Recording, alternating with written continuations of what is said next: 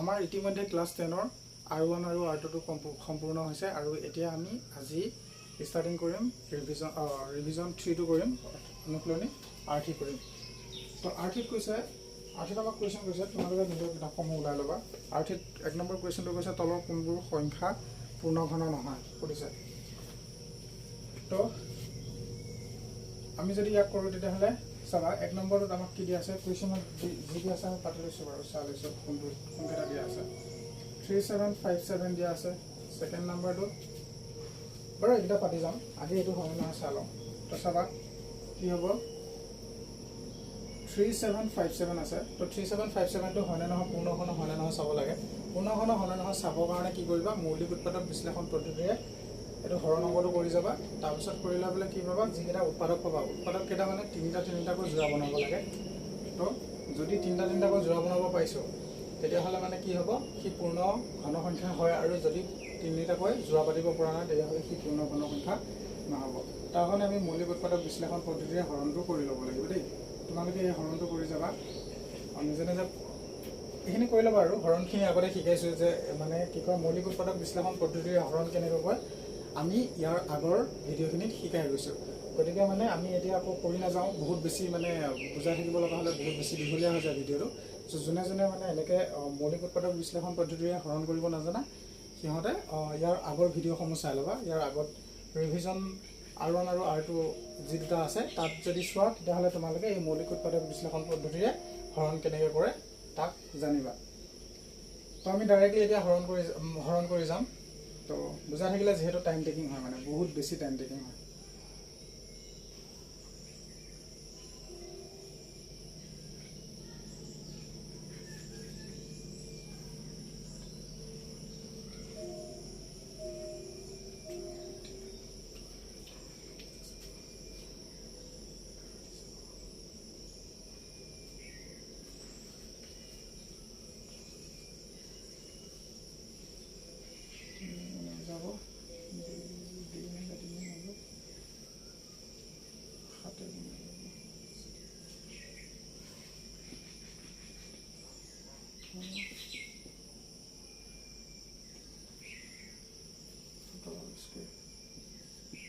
Square 289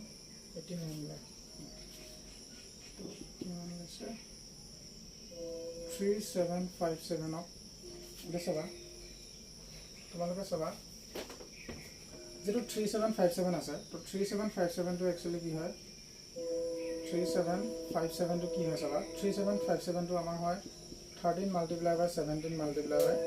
17 হয়। ইয়াত চাবাচোন ইয়াত তিনিটা সংখ্যাৰ এক থুপ বনাব পাৰিছোঁ জানো তিনিটা সংখ্যা আছে হয় কিন্তু আমি ইয়াক তিনিটা সংখ্যাকৈ যোৰা পাতিব নোৱাৰোঁ। কিয় নোৱাৰোঁ বুলি ক'লে ইয়াৰ নাম্বাৰকেইটা চেম নাম্বাৰ নহয়। গতিকে আমি কি কৰিম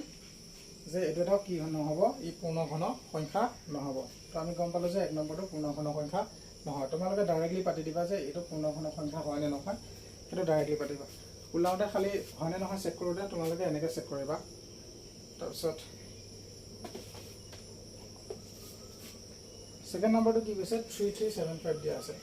3375 ইয়াক যদি আমি মৌলিক উৎপাদক বিশ্লেষণ পদ্ধতিৰে কৰি চাওঁ তেতিয়াহ'লে কিমান ওলাই চাই লওঁ 3 নাযায় 3 দি 100 12 3 দি যাব 3 দি কিমান টাইম যাব 3 দি 3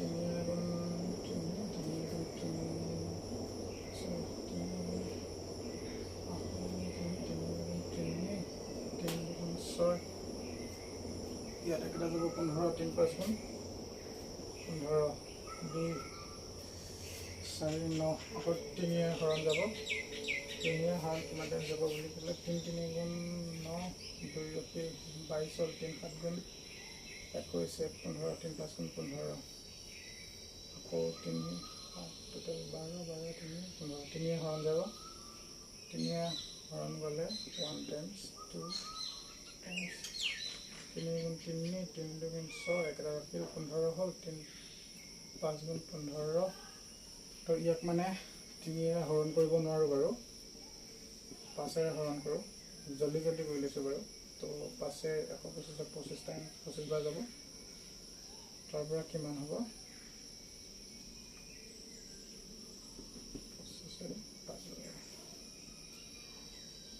এতিয়া চাবা 3375 মানে কিমান পালো আমি 3 multiply by 3 multiply by 3 multiply by 5 multiply by 5 multiply by 5 পালো এতিয়া চাবা একেকে নম্বৰ সংখ্যা তিনটা থপ আছে না চেক কৰিবা তো ইয়াৰ পৰা ইয়াত কি আছে ইয়াতো তিনটা সংখ্যা আছে ইয়াতো মানে তিনটা একে সংখ্যা আছে গতিকে আমি কি কৰিব পাৰো এটো এটা কি হয় পূৰ্ণ ঘন সংখ্যা হয় মানে দেই তো ই এটা কি হ'ব পূৰ্ণ ঘন সংখ্যা হ'ব কথাটো বুজি পাইছানে কিয় কাৰণ আমি ইয়াক কি পাতিব পাইছো জোড়া পাতিব পাৰিছো তো জোড়া পাতিব যদি পাৰো তেতিয়া হলে কি হ'ব ই পূৰ্ণ ঘন সংখ্যা হ'ব তিনিটাকৈ জোড়া পাতিব পাৰিলে পূৰ্ণ ঘন সংখ্যা হয় মানে আৰু দুটাকৈ যদি জোড়া পাতিব পাৰো তেতিয়া হলে কি সংখ্যা হয় তেতিয়া হলে পূৰ্ণ বৰ্গ সংখ্যা হ'ব দেই তাৰ পিছত এতিয়া আমি 3rd নম্বৰটো কৰিম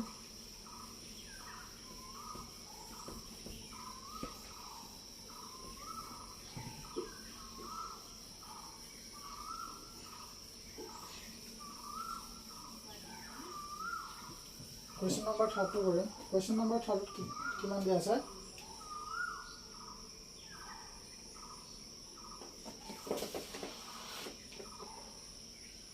question number 3 দিয়া আছে 333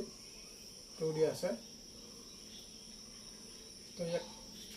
question number 3 টো আমি ইয়াত মৌলিক উৎপাদক বিশ্লেষণ পদ্ধতিৰে কৰি লওঁ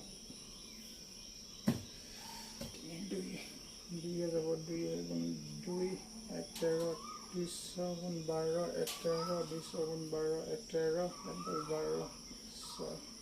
2 এদি গলে 8 বাৰ 3 গুণ 16 2 3 গুণ 6 2 গুণ 6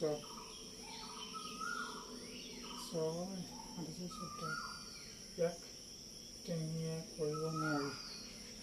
আছে নগা সাতৰে দি সাতেৰে গুণে 7 7 সাতেৰে গুণে 7 6 7 নম্বৰ খুচি সাতেৰে যাব সাতেৰে গুণে 7 1 13 সাতেৰে গুণে 7 এদিকে 6 63 7 নম্বৰ 63 119 সাতেৰে দি যায় নাযায় তিনিয়ে দি নাযায় সাতেৰে দি 7 দি সাতেৰে 7 একেলিব 4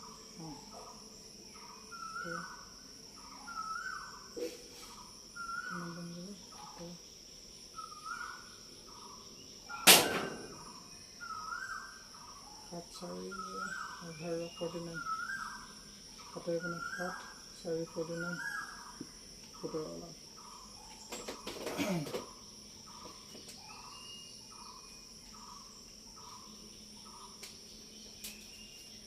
তো এতিয়া আমি পালো এতিয়া আমি কি পালো চাবা আমি এটো মৌলিক উৎপাদক বিশ্লেষণ পদ্ধতি কৰি আমি কিমান পালো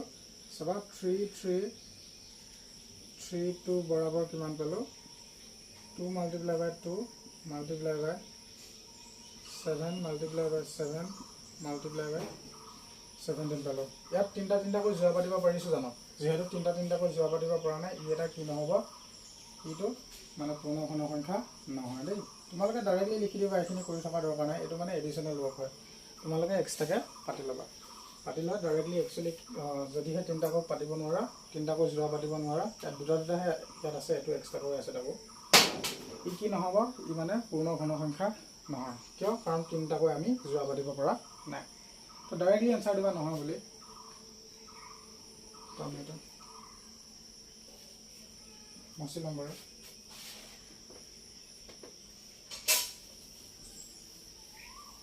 এই অংকবোৰ বেলেগ এটা পাঠত কৰিবা ডাইৰেক্ট মানে এনসাৰটো দিলে হয় কোনটো হয় কোনটো নহয় দেই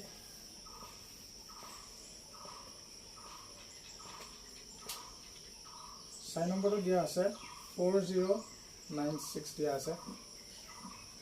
তো ইয়াক আমি মৌলিক উৎপাদক বিশ্লেষণ পদ্ধতিৰে কৰি চাব লাগিব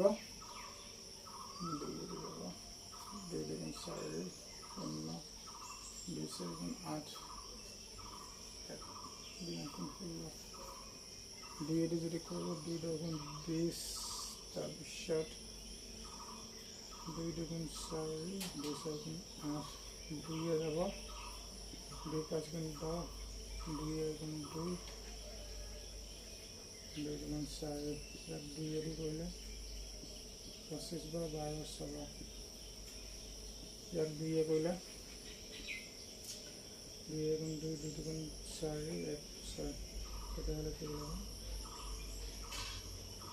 6 16 16 ইয়াক 2 কৰোঁ 2 7 12 2 7 8 2 কৰিলে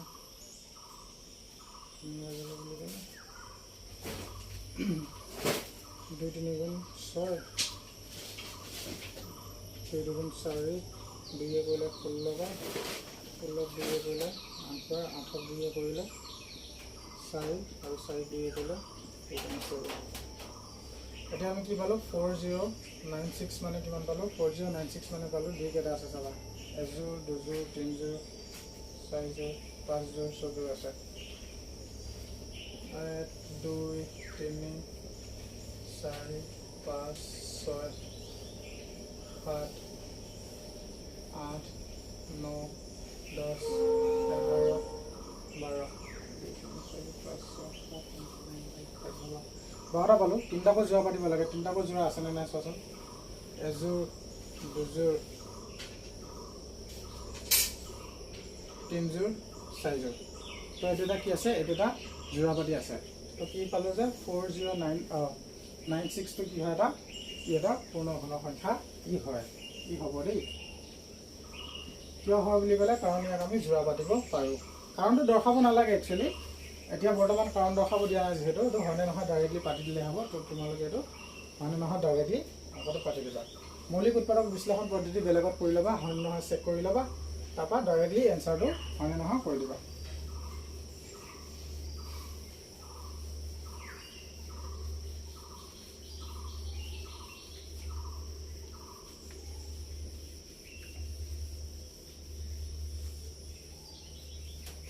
এক নম্বৰ কুৱেশ্যনটো শেষ হৈছে এতিয়া আমি 2 নম্বৰ কুৱেশ্যনলৈ যাম 2 নম্বৰ কুৱেশ্যনত কি কৈছে 2 নম্বৰ কুৱেশ্যনত কৈছে যে তলৰ সংখ্যাকেইটাৰ ঘনফল নিৰ্ণয় কৰা তো 2 নম্বৰ কি কৈছে তলৰ সংখ্যাকেইটাৰ ঘনফল নিৰ্ণয় কৰা তো 1 নম্বৰটো দিয়া আছে 19 2 নম্বৰ দিয়া আছে 21 3 নম্বৰ দিয়া আছে 23 and 4th নম্বৰটো দিয়া আছে 27 তো ইয়াৰ ঘনফলকেইটা নিৰ্ণয় কৰিব দিছে চাওঁ আহচোন কি হয় ইয়াৰ এনচাৰকেইটা ঘনফল মানে একচুৱেলি কিউব কৰিব লাগিব দেই কিউব কৰা মানে কি বুজিছনে এই নাম্বাৰটোকে আমি জাষ্ট 3 বাৰ পূৰণ কৰিব লাগিব মানে 19 এটা 19ৰ ওপৰত কিউব বনাব দিছে মানে কি কৰিব দিছে 19ৰ ঘনফল যিহেতু কৰিব দিছে তো কিমান হ'ব বুলি ক'লে 19ৰ ওপৰত কিউব লগাই ল'বা কিউব লাগিল মানে কি হ'ব 19 3 বাৰ পূৰণ হ'ব তো 19 যদি আমি 3 বাৰ পূৰণ কৰোঁ তেতিয়াহ'লে কিমান হয় আমি এফালে পূৰণ কৰি চাম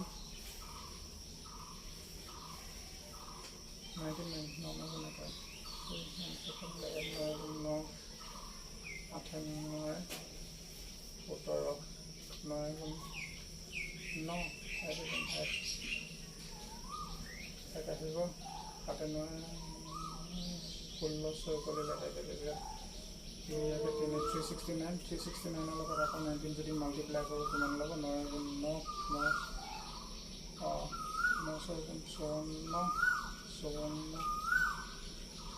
4 কৰিলে 5 9 গুণ 27 27 আছে কিমান ল'ব 32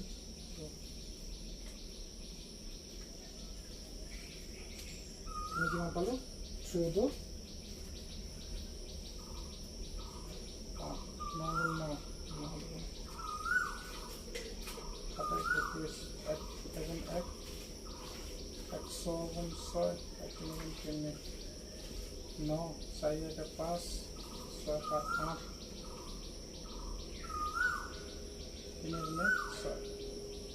6859 পাতি ল'বা কুৱেশ্যনটো পাতি লোৱা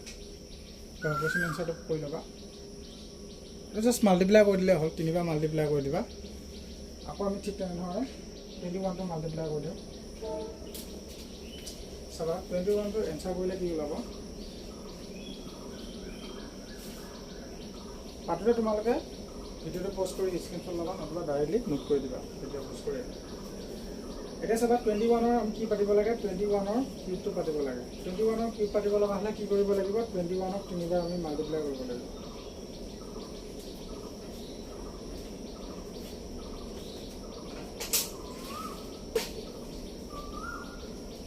আমি যদি 21ক তোমালোকে 3বাৰ মাল্টিপ্লাই কৰি দিবা কিমান পোৱা চাবা 21 মাল্টিপ্লাই বাই 21 কৰিলে কিমান ওলাব I think 450 451 ইয়াৰ ওপৰত 21 কৰিলে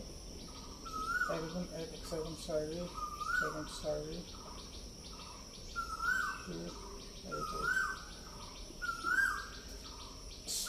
4 2 6 তাৰপিছত আছে 12 2 কৰিলে 1 8 9 9261 21ৰ কিউব মানে কিমান পালো 9261 পালো কাটি লবা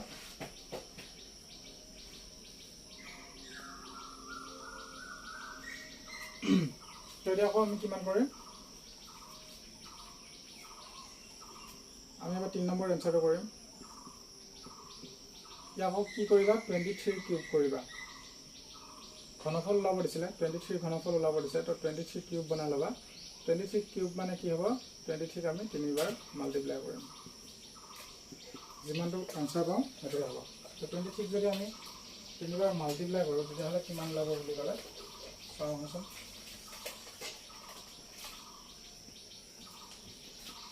23 কৰিলে 3 গুণ 9 3 গুণ 6 3 গুণ 6 2 গুণ 4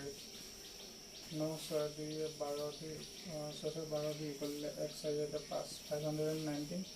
और 529 তাৰপৰা 23 যদি মাল্টিপ্লাই কৰোঁ 3 5 3 9 গুণ 27 7 কৰিলে 2 তাৰপিছত 6 4 8 3 5 গুণ 15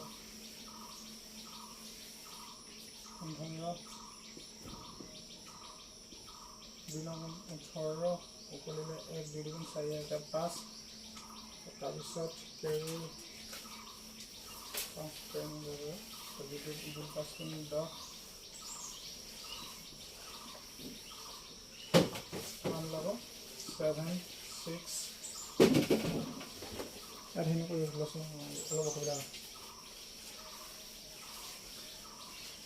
হয়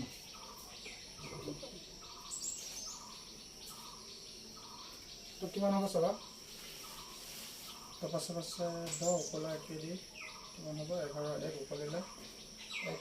2 1 তো 12167 12167 itu answer পাতি ল'ব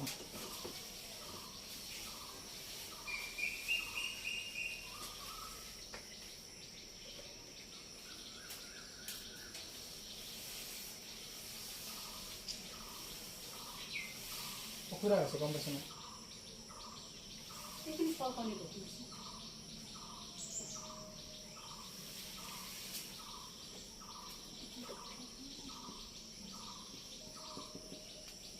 তো 6 নম্বৰটো কি কৰিম চাবা তো 6 নম্বৰটো তো 27 ৰ কিউব কৰিলে কি ওলাব চাবা তো 27 ক যদি আমি কিউব কৰোঁ তেতিয়াহ'লে আমি কি কৰিব লাগে 27 টো 3বাৰ মাল্টিপ্লাই কৰিব লাগে 27 টো আমি 3বাৰ মাল্টিপ্লাই কৰি দিম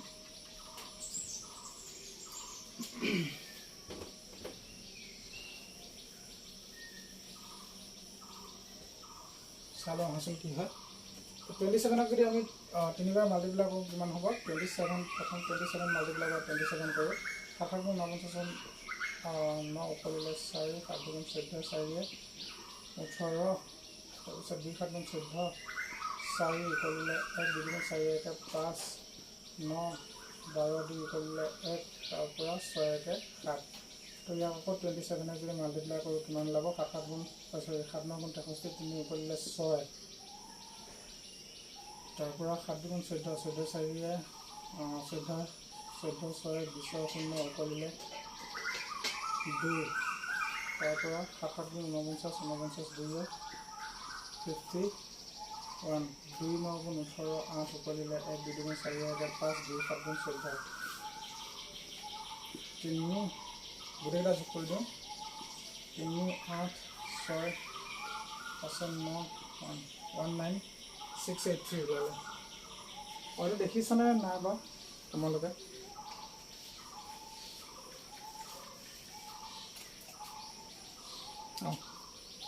এইটো কি ওলাই আছে 19683 ওলাইছে এতিয়া আমি কি পালোঁ 19ক যদি আমি কিউব কৰোঁ তেতিয়াহ'লে কিমান পাম তো 6859 পাম আৰু যদি 21ক কিউব কৰোঁ তেতিয়াহ'লে কিমান পাম 9261 পাম ঠিক তেনেধৰণে 23 কিউব কৰিলে কিমান পাম 12168 পাম ঠিক তেনেধৰণে কি ক'ম 27ক যদি আমি কিউব কৰোঁ তেতিয়াহ'লে কিমান পাম 19683 পাম হ'বনে তো আমাৰ কুৱেশ্যন নম্বৰ 2টো সমাপ্ত হৈছে এতিয়া আমি কুৱেশ্যন নম্বৰ 3টো কৰিম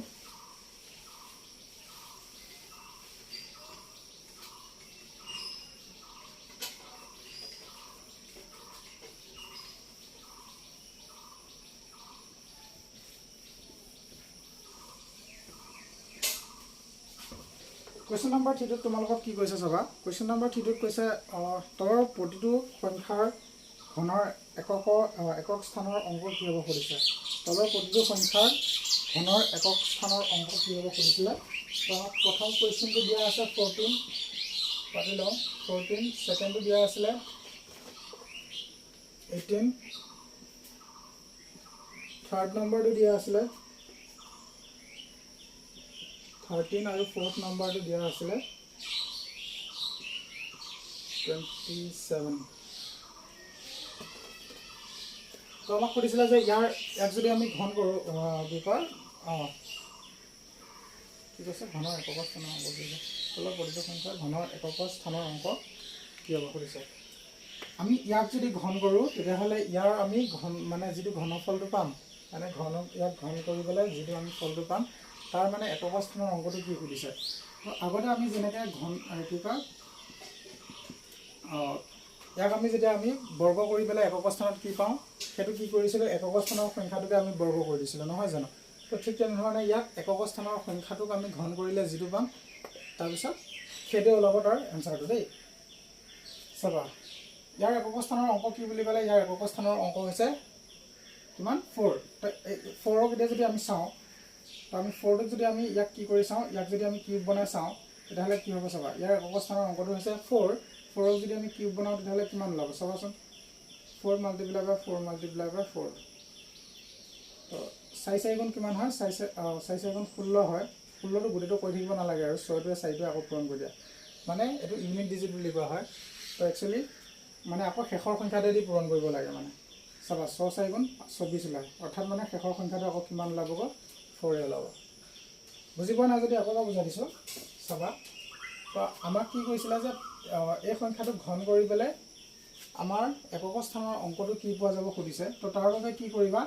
তাৰ বাবে আমি ইয়াৰ একক স্থানৰ অংকটোক মানে কিউব কৰিলে হ'ব চাবা ইয়াৰ একক স্থানৰ অংকটোক যদি কিউব কৰোঁ কি হ'ব 4 × 4 × 4 হ'ব তাৰ পৰা কি কৰিবা এই দুটা 4 পূৰণ কৰি দিবা কিমান হ'ব 4 4 গুণ 16 এতিয়া গোটেই 16টোকে এই 4টোৰ লগত পূৰণ কৰি থাকিব নালাগে তো ইয়াৰ জাষ্ট একক স্থানৰ অংকটোকে আমি পূৰণ কৰিম ইয়াৰ একক স্থানৰ অংকটো 6 আছে এইটো পূৰণ কৰি থাকিব দৰকাৰ নাথাকে আৰু 6 4 গুণ কিমান হয় কিমান ল'ব বাৰু 6 4 গুণ 24 হ'ব তেতিয়াহ'লে আকৌ ইয়াৰ যিটো একক স্থানত থকা অংকটোহে আমাক দৰকাৰ হয় এই দুইটো আমাৰ প্ৰয়োজন নহয় তো আমি গম পালোঁ যে ইয়াৰ একক স্থানত আমি যদি ইয়াক মানে কি কৰোঁ ইয়াক আমি কিউব উলিয়ালে ইয়াৰ পূৰ্ণ ঘন আমি ইয়াক যদি ঘন উলিয়াওঁ ঘনফল উলিয়াওঁ তেতিয়াহ'লে কিমান ওলাব বুলি ক'লে একক স্থানৰ অংকটো 4 ওলাবগৈ তেনেকৈ কৰি মই দেখা দিছোঁ তো এনচাৰটো কি ওলাব এনচাৰটো ডাইৰেক্টলি তোমালোকে পাতি দিলে হ'ব 4 ওলাব আকৌ ঠিক তেনেধৰণে ইয়াক আমি যদি কৰিব যাওঁ তেতিয়াহ'লে কিমান ওলাব চাবা 18 আছে 18ক আমি যদি পূৰ্ণ ঘন সংখ্যা কৰিব লাগে তেতিয়াহ'লে গোটেইটোক আমি কৰি থাকিব নালাগে আৰু একক স্থানত কি আছে সেইটোহে চেক কৰিব দিছে গতিকে একক স্থানত থকা সংখ্যাটোকে আমি কি কৰি দিম কিউব কৰি দিম তো 8ক যদি আমি কিউব কৰোঁ কিমান ওলাব 8 আমি কেইটা পূৰণ কৰিব লাগিব 3টা পূৰণ কৰিব লাগিব নহয় জানো তো কি কৰিছে এতিয়া 8 8 পূৰণ কৰি দিবা প্ৰথম 8 8 পূৰণ কৰিলে কিমান পাম 64 পাম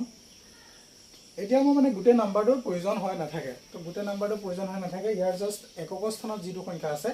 সেইটো আমি ৰখাই ল'ম। এই 6টো আমাৰ দৰকাৰ নাই। একক স্থানত কি আছিলে, একক স্থানত 4 আছিলে, এই 4টোৱে কি কয় 8ক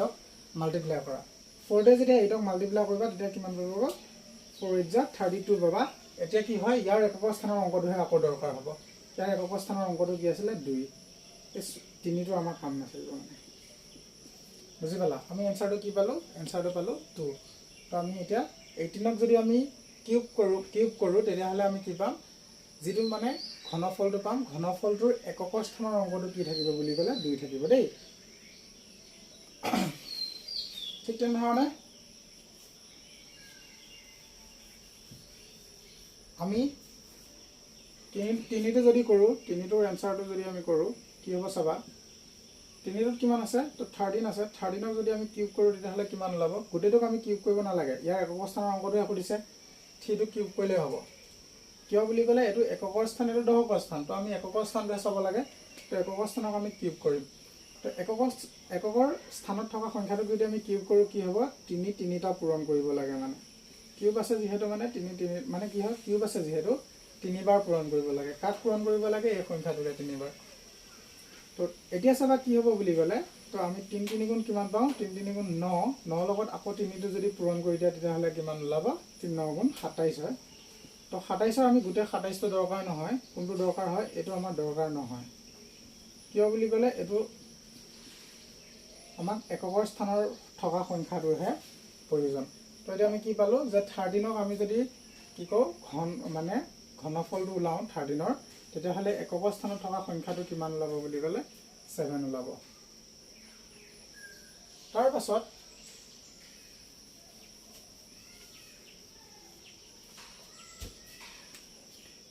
ঠিক একে প্ৰকাৰে কি কৰিবা,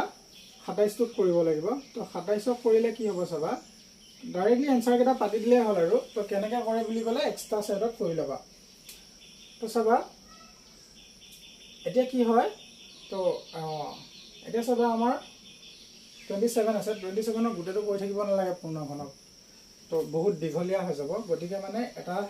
প্ৰথম আমি কি আছে, একক স্থানত কি আছে বুলি ক'লে একক স্থানত 7 আছে, তো 7কে কিউব কৰি ল'ম। 7ৰ কিউব কৰিলে কিমান ওলাব, 7 আমি 3বাৰ মাল্টিপ্লাই কৰিব লাগিব।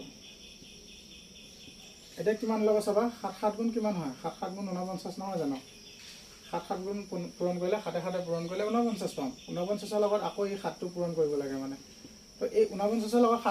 7টো পূৰণ কৰি নাথাকোঁ আৰু, বহুত ডাঙৰ সংখ্যা হৈ যাব যে, তো আমি এই 9টো পূৰণ কৰিলেই হৈ যাব মানে। কিয়, একক স্থানৰ নাম্বাৰহে লাগে, একক স্থানৰ নাম্বাৰকেইটাকে পূৰণ কৰাচোন। 7 9 গুণ কিমান ওলাব, 63। অলপ আগতে কৈছোঁ যে একক স্থানত থকা সংখ্যাহে লাগে, এইবিলাক সংখ্যা দৰকাৰ নাই। একক স্থানত কি আছে, 3 আছে, গতিকে ইয়াত কি ওলাব বুলি ক'লে 3 ওলাব।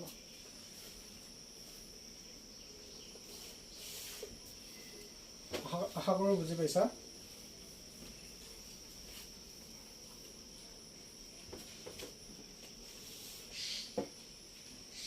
অংকবোৰ বহুত সহজ বাৰু, খালি অলপ গুৰুত্ব দি চালেই হ'ল আৰু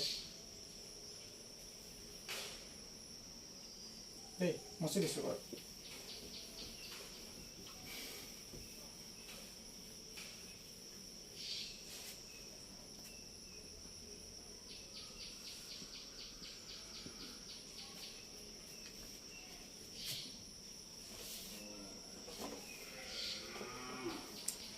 3 নম্বৰটো হৈ গ'ল।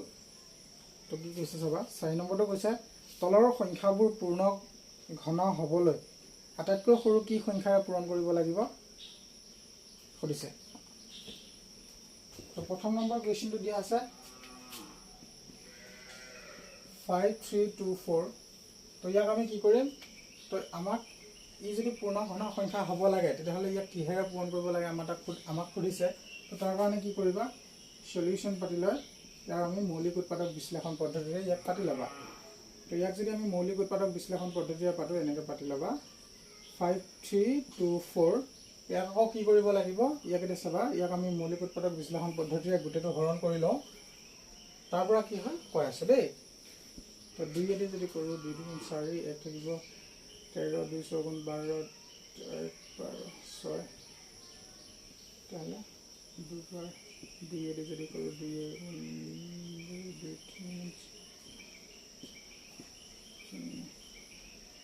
কিমান যাব 3 3 3 11 যাব চাগে 11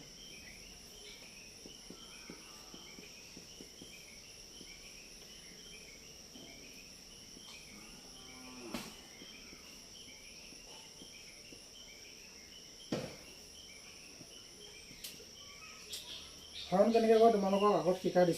থৈছোঁ, গতিকে আকৌ মানে ইয়াক কৈ থকা নাই আৰু সময়বোৰ বেছি দীঘলীয়া হ'ব লাগিব।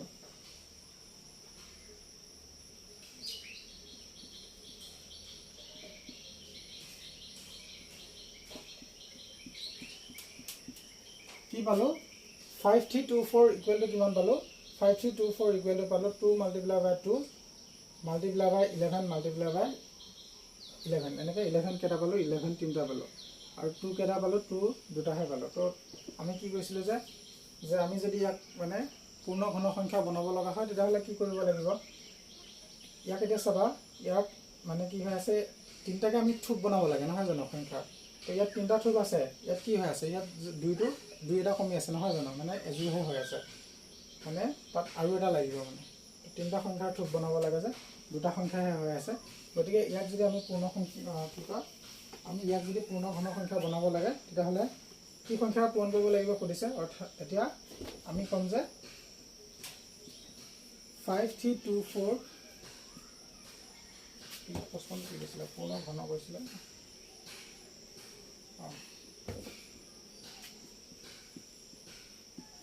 পূৰ্ণ ঘন হ'বলৈ দুই এটা কমি আছিলে নহয় জানো, তো 2ৰে পূৰণ কৰিব লাগিব।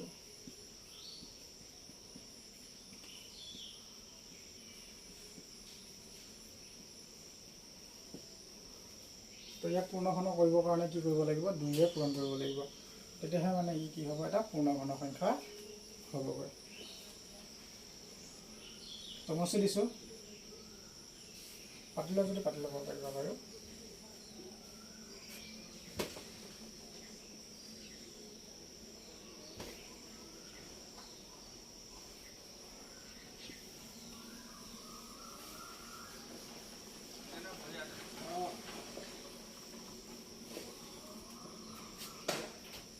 আমি ইয়াৰ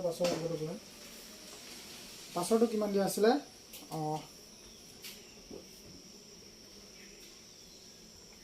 3087 দিয়া আছিলে নহয় জানো।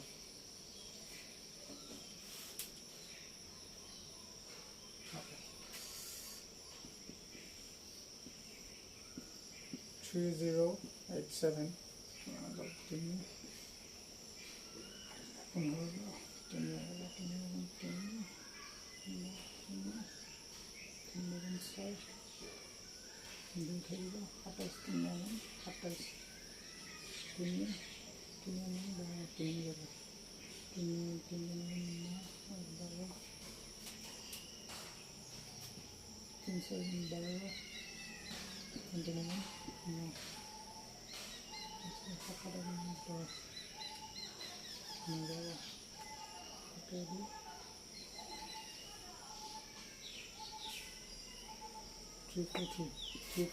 11 দি যাব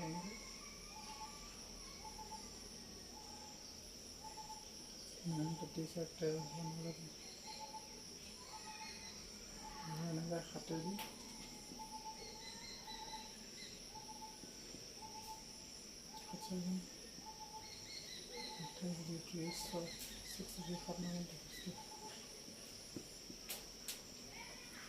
যাব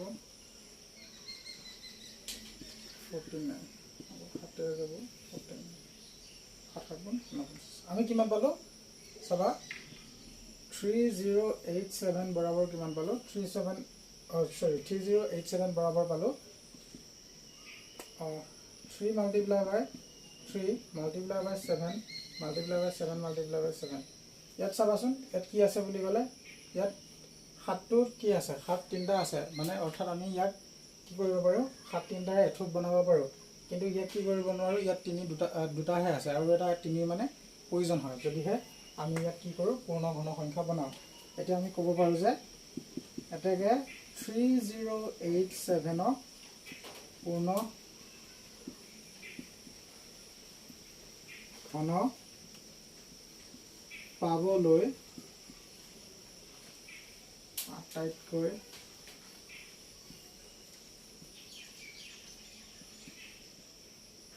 সৰু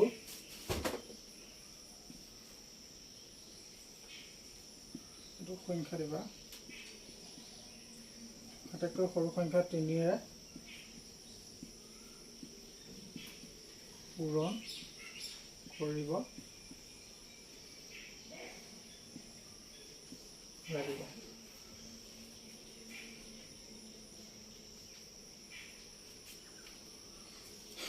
কৰি ল'বা তোমালোকে।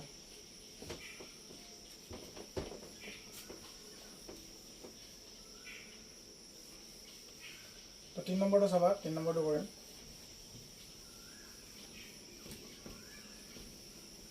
যদি আখবোৰ অলপ ধৰিব পৰা নাযায় তেতিয়াহ'লে তোমালোকে কি কয় ভিডিঅ'ৰ কোৱালিটিটো অলপ বঢ়াই ল'বা দেই। তো ইয়াৰ পাছতো দিয়া আছিলে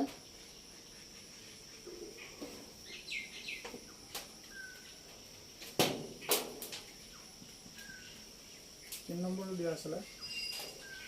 3125 দিয়া আছে। এতিয়া চাবা 3125ক আকৌ মৌলিক উৎপাদক বিশ্লেষণ পদ্ধতিৰে আমি কৰি ল'ব লাগিব।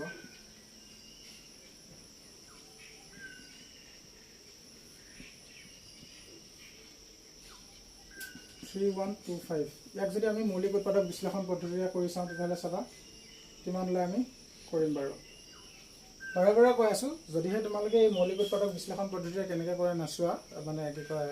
বোলে ভালকৈ নাজানা, তেতিয়াহ'লে ইয়াৰ আগৰ ভিডিঅ'সমূহ চাই ল'বা। তো ইয়াৰ আগৰ ভিডিঅ'সমূহ ভালকৈ অলপ শিকোৱা আছে, এক্সট্ৰাকৈ শিকোৱা নাই বাৰু, ইয়াৰ অংকৰ মাজতে যিখিনি আছে তাত মানে কৰি গৈ আছোঁ আৰু। তো তেনেকৈ শিকোৱা হৈ আছে দেই। এইবোৰ সৰুৰ পৰা পাই আহিছা, ক্লাছ 5-6ৰ পৰা পাই আহিছা, গতিকে জনা বুলি আশা কৰি ৰাখিছোঁ।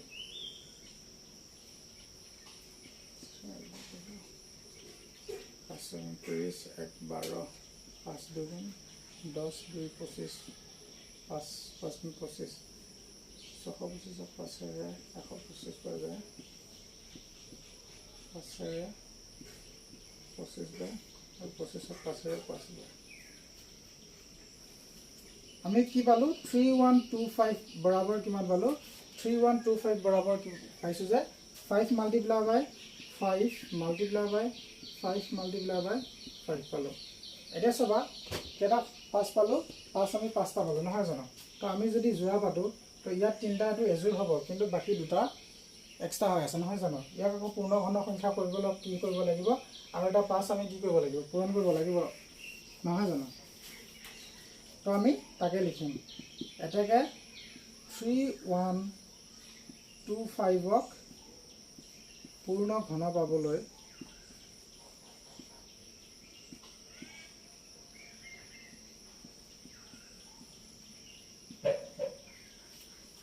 পাবলৈ কি কৰিব লাগিব,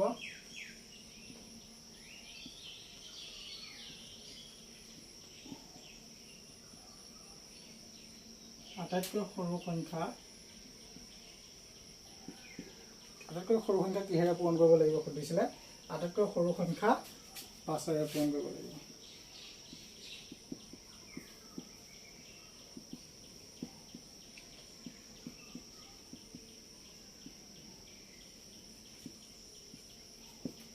দেই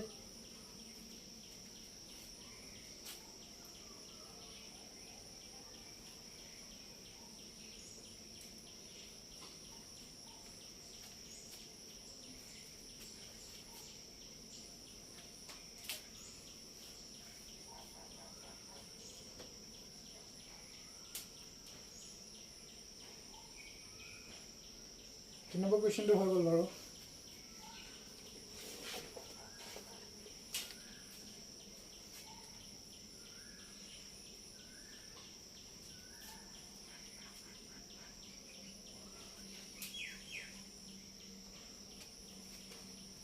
6 নম্বৰ কুৱেশ্যনটো কি কৈছে চাবা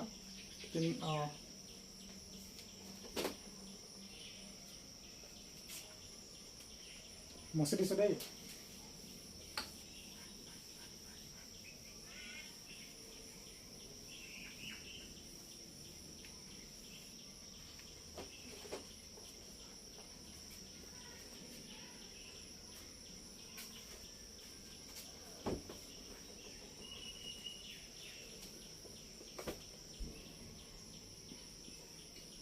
ছয় নম্বৰটো দিয়া আছে 648 দিয়া আছে তো ইয়াক সুধিছে ইয়াক যদি আমি ইয়াক পূৰ্ণ ঘন কৰিবৰ কাৰণে ইয়াৰ লগত কিমান পূৰণ কৰিব লাগিব তাক সুধিছে তো তাক কি কৰিম চাবা তো ইয়াক মৌলিক উৎপাদক বিশ্লেষণ পদ্ধতিৰে আমি কি কৰি ল'ম হৰণ কৰি ল'ম 648 তো ইয়াক আমি মৌলিক উৎপাদক বিশ্লেষণ পদ্ধতিৰে কৰি চাম বাৰু 0 কৰিলে 3 দুবাৰ 4বাৰ 2 কৰিলে 2 কিলো 32 কিলো 4 2 আঁচলা 81 কাফি 2 নম্বৰ 3 যাব 3 2 6 লেপস 3 নম্বৰ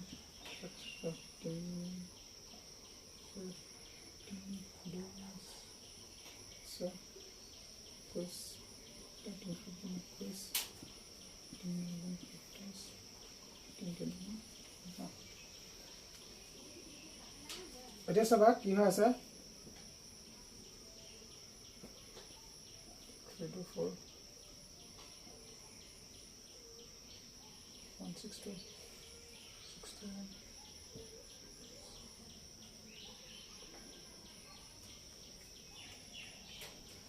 চাবা কি পালো আমি পাইছো যে সাইজটো কাটি দিছো বাৰু 648 বৰাবৰ কিমান পালো 2 কেটা পাইছো 2 3টা আৰু 3 4টা পাইছো নহয় জানো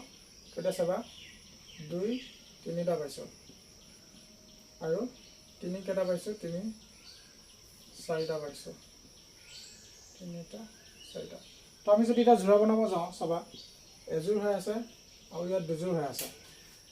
কিন্তু ইয়াত মানে কি আছে এজোৰ মানে কি আৰু 3টা থুক বনাইছো মানে 3টাই এজোৰ বুলি ধৰি লৈছো দেই তো এতিয়া ইয়াত এঠুক হৈ আছে ইয়াত এঠুক হৈ আছে এটা বাকি ৰখি আছে নহয় জানো তো মানে কি হৈ আছে আৰু ইয়াক যদি আমি পূৰ্ণ ঘন সংখ্যা কৰিব লাগে তেতিয়াহলে আমি ইয়াক আৰু দুটাৰে পূৰণ কৰিব লাগিব নহয় জানো কি দুটাৰে পূৰণ কৰিব লাগিব বাৰু 3 দুটা পূৰণ কৰিব লাগিব নহয় জানো ইয়াত আমি এঠুক বনাবৰ কাৰণে আৰু কি লাগিব বুলি ক'লে ইয়াত 3 আৰু কেটা পূৰণ কৰিব লাগিব দুটা পূৰণ কৰিব লাগিব এই দুটা 3 পূৰণ কৰিব লাগিব নহয় জানো তো আমি তাকে কম যে এটাকে 648 পূৰ্ণ ঘন পাবলৈ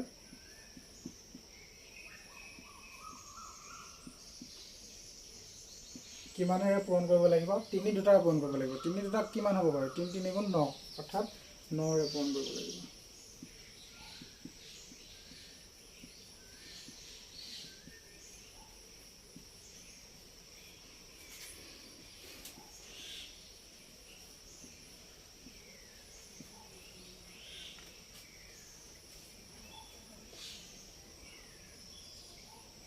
যদি কি কয় এই মৌলিক উৎপাদক বিশ্লেষণ পদ্ধতিৰে হৰণ কৰাটো যদি নাজানা তেতিয়াহ'লে কমেন্ট কৰি জনাবা তো আমি ইয়াৰ কাৰণে এটা এক্সট্ৰাকৈ সেপাৰেট ভিডিও বনাম যত মানে কি হয় আমি জাস্ট মানে এই অংকবোৰহে লম মানে মৌলিক উৎপাদক বিশ্লেষণ পদ্ধতিৰে কেনেকৈ হৰণ কৰে সেইখিনিহে আমি সলভ কৰিম যদি মানে বুজাত অলপ অসুবিধা হয় বোলে আগৰ ভিডিওসমূহত আছে বাৰু অলপ বুজাই দিছো অংকসমূহত যি অংক আছে মানে সেইকেইটাকে কৰি দেখাই আছিলো তাৰপিছত মানে কি হয় যদি বোলে সেইখিনি ভালকৈ বুজি পোৱা নাই যে মৌলিক উৎপাদক বিশ্লেষণ পদ্ধতিৰে কেনেকৈ হৰণ কৰে কমেন্টত জনাবা তো আমি তাৰ কাৰণে এক্সট্ৰাকৈ সেপাৰেট ভিডিও বনাই দিম যে মানে কেনেকৈ হেৰি কৰিব লাগে আৰু যিকোনো টপিকৰ যদি কিবা কনফিউজন থাকে যে অমুকটো টপিক বুজি পোৱা নাই লাইক ক্লাছৰ হক বা বেলেগ কিবা এক্সট্ৰা বোলে এডিশনেলে হক তো আমাৰ কোৱেশ্চন কৰি জনাব পাৰিব দেই কোৱেশ্চন কৰিব পাৰিব কমেন্টত কোৱেশ্চনটো কৰিলে হ'ল তো কিবা ডাউট থাকিলে মানে যিটো টপিকৰ ওপৰত ডাউট থাকে জনাবা কমেন্ট কৰি জনাবা আৰু আমি সেই টপিকটো ক্লিয়াৰ কৰি দিম মানে এক্সট্ৰা সেপাৰেট ভিডিও বনাম তো জাস্ট সেই টপিকবোৰে লৈ আনিম মানে যিটো টপিকত কনফিউজন থাকে সেই টপিকটোৱে লৈ আনিম আৰু সেই টপিকটো আমি মানে ভালকৈ বুজাই দিম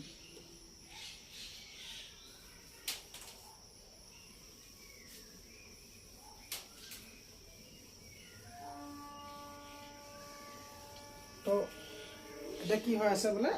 এতিয়া আমি নৰ্মেলি ৰেকৰ্ডেড ক্লাছে চলাই আছোঁ। তো আমি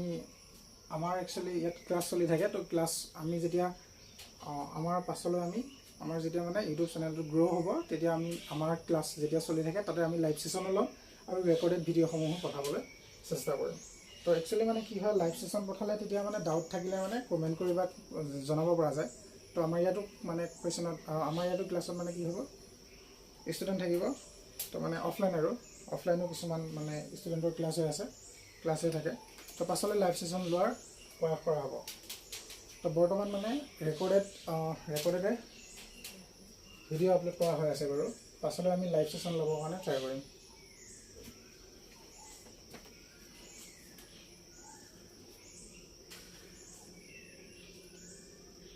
তো 4 নম্বৰ কুৱেশ্যনটো সমাপ্ত হৈ গ'ল।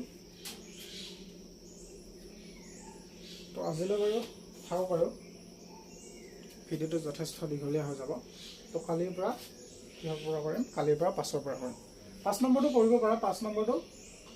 ছেম প্ৰচেছ হয়, খালি এইটো পূৰণ কৰা সুধিছে। এতিয়া আমি কি হৰণ কৰিব লাগে চাবা, যোনটো এক্সট্ৰা হৈ থাকে সেই সংখ্যাটোকে আমি কি কৰিব লাগে, হৰণ কৰিব লাগে। তো আজিলৈ বাৰু এৰিলোঁ।